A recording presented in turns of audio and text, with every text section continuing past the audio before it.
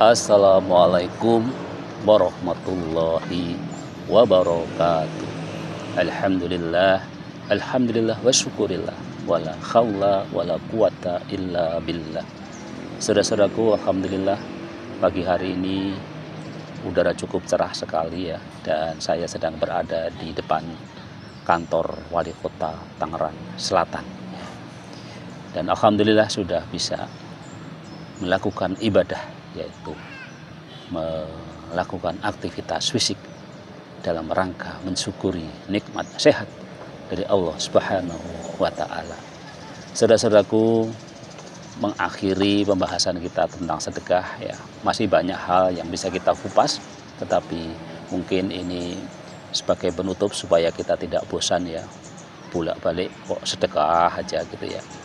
Dan di akhir pembahasan kita tentang sedekah, kalau sebelumnya kita selalu diiming-imingi, diberi harapan-harapan akan betapa ganjaran-ganjaran sedekah, tentu dengan berbagai kaidah-kaidah, norma-norma adab ya, supaya ganjaran itu bisa masuk ke kita.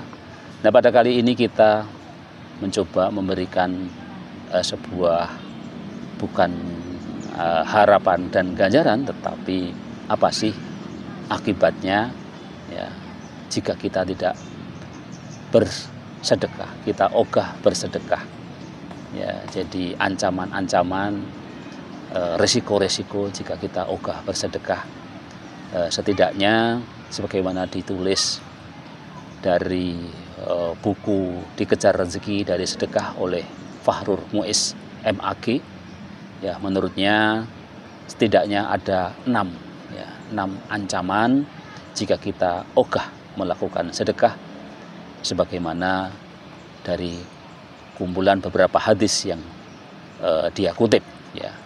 Yang pertama, jika kita ogah bersedekah maka kita akan didoakan buruk oleh malaikat.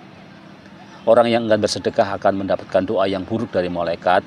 Ini sebagaimana sabda Rasulullah SAW, tiada hari yang dilewati oleh semua hamba kecuali pada pagi harinya ada 2 malaikat turun. Kemudian salah satunya berdoa, ya Allah, berilah ganti kepada orang yang berinfak, yang bersedekah. Sedang malaikat yang satunya lagi berdoa, ya Allah, binasakanlah harta orang yang kikir. Ya. Hadis riwayat Bukhari dan Muslim. Jadi itu ancaman jika kita ogah-ogahan dalam bersedekah. Ya. Kemudian yang kedua, ya, jika kita enggan bersedekah maka hidupnya diliputi kesempitan. Abu Hurairah meriwayatkan bahwa Rasulullah Shallallahu Alaihi Wasallam bersabda, perumpamaan orang bakhil dengan orang yang bersedekah seperti 2 orang yang masing-masing mengenakan baju jubah terbuat dari besi yang hanya menutupi dada hingga tulang selangkang keduanya. Adapun orang yang suka berinfak, tidaklah dia berinfak melainkan bajunya akan melanggar atau menjauh dari kulitnya hingga akhirnya menutupi seluruh badannya sampai kepada ujung kakinya. Sedangkan orang yang bakhil, setiap kali dia tidak mau berinfak dengan suatu apapun, maka baju besinya akan menyempit sehingga menempel ketat pada setiap kulitnya, dan ketika dia mencoba untuk melonggarkannya maka dia tidak dapat melonggarkannya ya. Hadis riwayat Bukhari. Jadi itulah hadis yang menerangkan bagaimana akibatnya jika kita ogah bersedekah, maka hidupnya akan diliputi dengan kesempitan. Kemudian yang ketiga ya, apa akibatnya jika kita ogah bersedekah? Kita akan dinanti siksa di neraka. Dalam Islam sedekah terbagi menjadi 2, yaitu sedekah wajib dan sedekah sunnah. Menurut istilah syar'i, sedekah wajib diistilahkan dengan zakat, sedangkan sedekah sunnah disebut dengan istilah sedekah saja. Dalam sebuah hadis, Rasulullah SAW pernah menjelaskan tentang akibat buruk bagi orang yang tidak mau mengeluarkan sedekah wajibnya. Beliau bersabda, siapa yang mempunyai emas dan perak tetapi tidak membayar zakatnya, maka di hari kiamat akan dibuatkan untuknya setrika api yang dinyalakan di dalam neraka. Lalu disetrikakan ke perut, ke dahi, dan punggungnya. Setiap setrika itu dingin, maka akan dipanaskan kembali, lalu disetrikakan pula padanya setiap hari. sehari setara 50 tahun di dunia hingga perkaranya diputuskan. Setelah itu barulah ia melihat jalan keluar, ada kalanya ke surga dan ada kalanya ke neraka. Hadis riwayat Muslim. Sebaliknya ya, sedekah dapat menghindarkan seorang dari azab dan dapat pula menghapus dosa-dosanya. Sebagaimana disampaikan sabda Rasulullah Shallallahu Alaihi Wasallam, wahai para wanita, hendaklah kalian bersedekah sebab diperlihatkan kepadaku bahwa kalian adalah yang paling banyak menghuni neraka. Kami bertanya, apa sebabnya wahai Rasulullah? Beliau menjawab, kalian banyak melaknat dan banyak mengingkari pemberian suami. Hadis riwayat Bukhari. Jadi itulah akibat yang ketiga dari kita ogah bersedekah adalah dinanti siksa di neraka. Kemudian akibat yang keempat dari 6 akibat ya, sebagaimana ditulis oleh Fahrur Mu'is ya. Yang keempat, akibat yang keempat adalah hidupnya dicengkeram berbagai musibah dan fitnah.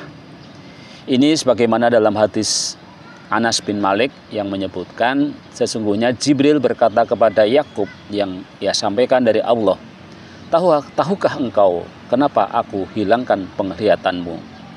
Aku buat punggungmu bungkuk dan saudara-saudara Yusuf melakukan apa-apa yang telah mereka lakukan kepadanya. Sebab dahulu kalian pernah menyembelih seekor kambing, lalu ada seorang miskin yatim yang sedang berpuasa, namun kalian tidak mau memberikan makan sedikit pun. Hadis riwayat Al-Hakim. Ya. Jadi akibat kita ogah bersedekah, maka hidupnya dicengkeram berbagai musibah dan fitnah. Kemudian akibat ancaman yang kelima, jika kita ogah bersedekah, maka Allah akan menyempitkan rezekinya. Asma pernah bertanya kepada Nabi Muhammad SAW, wahai Rasulullah, aku tidak mempunyai harta selain yang diberikan Zubair kepadaku. Apakah aku boleh mensedekahkannya? Beliau bersabda, bersedekahlah dan janganlah engkau terlalu menghitung-hitungnya atau bakhil, sehingga Allah juga akan menghitung-hitungnya terhadapmu atau mempersempit rezekimu. Hadis riwayat Bukhari. Jadi janganlah kita suka menghitung-hitung uang kita ya, sehingga menjadikan kita menjadi bakhil, menjadi tidak mau bersedekah. Karena betapa banyaknya rezeki Allah, dan kalau kita suka menghitung-hitung, maka Allah juga akan menghitung atau mempersempit rezeki kita. Kemudian ancaman yang ke-8 dari kepada kita yang enggan bersedekah, yang ogah bersedekah, yang pelit gitu ya.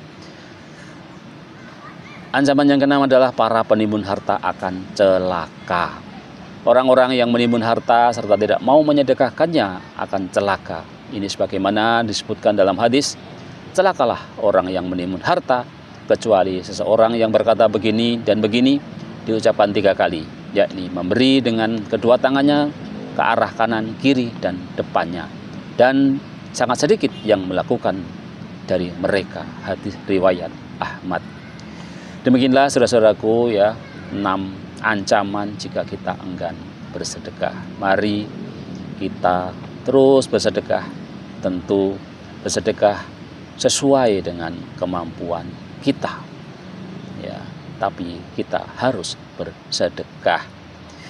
Demikian, mudah-mudahan ya, pembahasan kita tentang sedekah ini sudah cukup menguatkan saudara-saudaraku, terutama juga kepada saya pribadi ya, untuk terus kita berusaha untuk melakukan sedekah, baik sedekah uang, sedekah ilmu, sedekah harta, sedekah apa saja ya.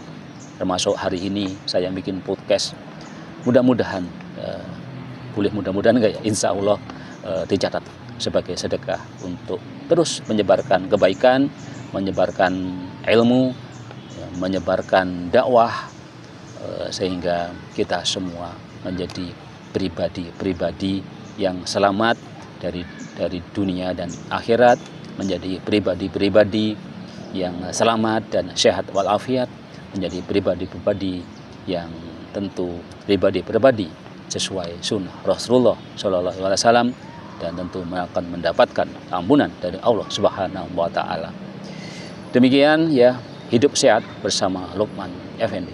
Wassalamualaikum warahmatullahi wabarakatuh.